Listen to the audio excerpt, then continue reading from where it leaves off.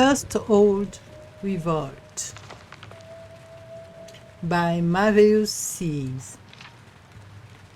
You told me that if her brother won, she would be sister to the king of Wales, and Raymond will want to keep her for the alliance. But her brother, Elset, lost and has fled with his mother back to Maurya, and still Raymond has not left her to marry me. Lady Gerlin took a long, slow drag of the hookah and blew out dragon's breath, so the scent of blossoms perfumed her gilded chamber. You make a very poor advisor, Kyle. I might have spent my time romancing the king of Clodrest or Alinor instead of the wretched royal husband of Queen Maurya.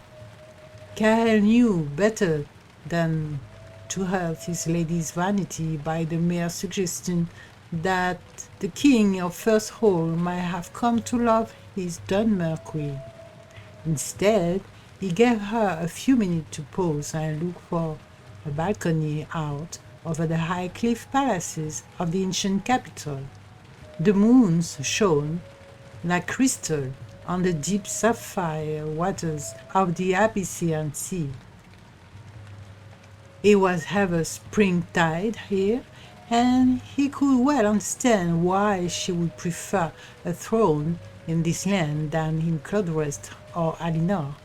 Finally, he spoke. The people are with you, my lady. They do not relish the idea of Raymond's dark-haired heirs ruling the kingdom when he is gone. I wonder, she said calmly, I wonder if, as the king would not give up his queen for want of alliance, whether she would give herself up out of fear. Of all the people of FirstHold, who most disliked the Dunmer influence on the court? Is this a trick question, my lady? Asked Care. The Tribute monks, of course. Their credo has ever been for pure Altmer bloodlines on Somerset, and among the royal families most of all. But, my lady, they make very weak allies. I know, said Gerlin, taking up her hookah again, thoughtfully, a smile creeping across her face. Maurya has seen to it that they have no power. She would have exterminated them altogether had Raymond not stopped her for all the good they do for the country's folk. What if they found themselves with a very powerful benefactress, one with intimate knowledge of the court of FirstHold, the chief concubine of the king, and hold the gold to buy weapons with that her father, the king of Skywatch, could supply? Well armed and with the support of the country people, they would be formidable, nodded Kyle. But as your advisor, I must warn you, if you make yourself an active fool of Queen Maurya, you must play to win. She has inherited much of her mother's Queen Parenzia's intelligence and spirit of vengeance. She will not know I am her fool until it is too late. Shrugged Gallion. Go to the Tribute Monastery and bring me 3 Arlelim. We must strategize our plan of attack. For 2 weeks, Raymond was advised about growing resentment in the countryside from peasants who called Maurya the Black Queen, but it was nothing that he had not heard before. His attention was on the pirates on a small island of the coast called Calius Lair. They have been more brazen as late, attacking royal barges in organized raids. To deliver a crushing blow, he ordered the greatest part of his militia to invade the island, an incursion he himself would lead. A few days after Raymond left the capital, the revolt of the Tribute monks exploded. The attacks were well coordinated and without warning. The chief of the guards did not wait to be announced, bursting into Maurya's bedchamber ahead of a flurry of maid servants. My queen, he said, it is a revolution. By contrast, Gallienne was not asleep when Kyle came to deliver the news. She was seated by the window, smoking her hookah and looking at the fires. Far off in the hills, Maurya is with council, he explained. I am certain they are telling her that the tribute monks are behind the uprising and that the revolution will be at the city gates by morning.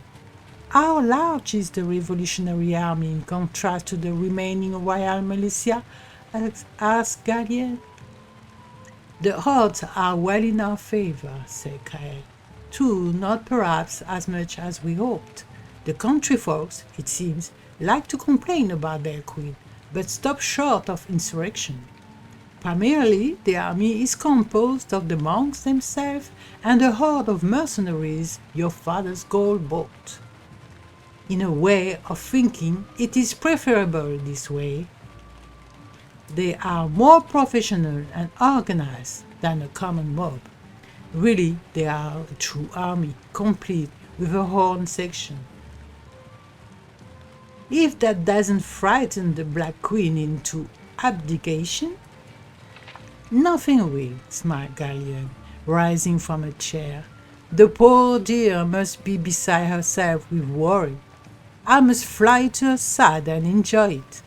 Gallienne was disappointed when she saw Maurya come out of the council chamber, considering that she had been woken from a deep sleep with cries of revolution and had spent the last several hours in consultation with her meager general force.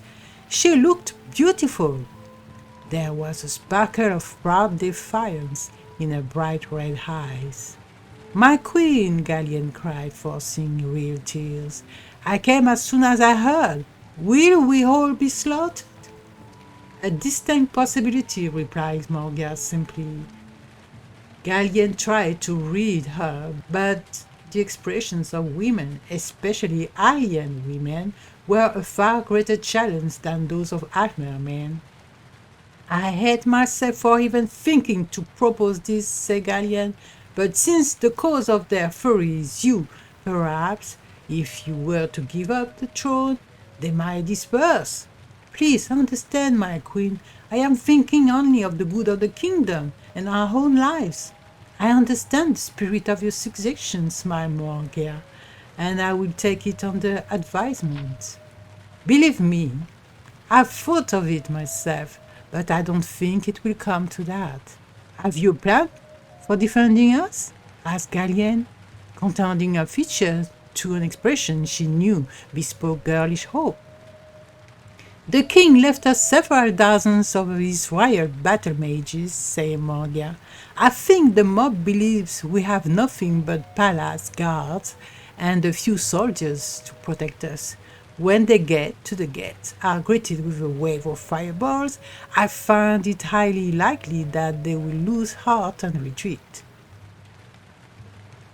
But isn't there some protection they could be using against such an assault? Asked Gallienne in a best worried voice. If they knew about it, naturally there is. But an unruly mob is unlikely to have mages skilled in the art of restoration, but which they could shield themselves from the spell, or mysticism by which they could reflect the spell back on my battle mages. That would be the worst scenario, but even if they were well organized enough to have mystic in their ranks, and enough of them to reflect so many spells, it just isn't done. No battlefield commander would advise such a defense during a siege unless he knew precisely what he was going to be meeting. And then, of course, once of the trap is pure. Maurya winked.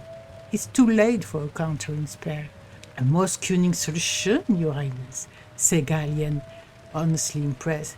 Maurya excused herself to meet with her battle mages, and Gallienne gave her an embrace. Kyle was waiting in the palace garden for his lady. Are there mystic among the mercenaries? She asked quickly. Several, in fact, replied Kyle. bewildered by her query, largely rejects from the Psychic Garden, but they know enough to cast the regular spells of the school. You must sneak out the city gate and tell Freya Lilim to have their cast reflection spells on hold the front line before they attack, said Gallian. That's most irregular battlefield strategy, frowned Gael. I know it is, fool. That's what Maurya is counting on. There is a gang of battle mages who are going to be waiting on the battlement to greet our army with a barrage of fireballs. Battle mages? I would have thought that King Raymond would have brought them with him to fight the pirates. You would have thought that, laughed Gael. But then we would be defeated. Now, go! Freya Lilim agreed with Kael that it was a bizarre, unheard of way to begin a battle, casting reflection spells on whole one's troop. It went against every tradition, and as a tribute monk, he valued tradition above every other virtue. There was little other choice, too, given the intelligence. He had few enough healers in the army, as it were, and their energies could not be wasted casting resistance spells. At dawn's light, the rebel army was in sight of the gleaming spires of FirstHold. Freya Lilim gathered together every soldier who knew even the rudimentary secrets of mysticism, who knew how to tap into the elementary conundrum and notes of the energy of Magica. Too few were masters of the art. Their combined force was powerful to behold. A great surge of entangling power washed over the army, crackling, hissing, and infusing all with their ghostly force. When they arrived at the gates, every soldier, even the least imaginative, knew that no spell would touch him for a long time. Freya Lilim watched his army batter into the gate with the great satisfaction of a commander who has counteracted an unthinkable attack with an outrageous defense. The smile quickly faded from his face. They were met at the battlement not by mages, but by common archers of the palace guard. As the flaming arrows fell upon the sieges like a red rain, the healers ran in to help the wounded. Their healing spells reflected off the dying men, one after the other. Chaos ruled as the attackers suddenly found themselves defenseless and began a panicked, unorganized retreat. Freya Lilim himself considered briefly holding his ground before fleeing himself. Later, he would send furious notes to Lady Gallienne and Kyle, but they were returned. Even his best secret agents within the palace were unable to find their whereabouts. Never had, as it turns out, much previous experience with torture, and they soon confessed their treachery to King's satisfaction. Kyle was executed, and Gallienne was sent back with escort to her father's court of Skywatch. He has still to find a husband for her. Raymond, by contrast, has elected not to take a new royal concubine. The common folk of FirstHold consider this break in palace protocol to be more of the sinister alien influence of the Black Queen and grumble to all who will listen.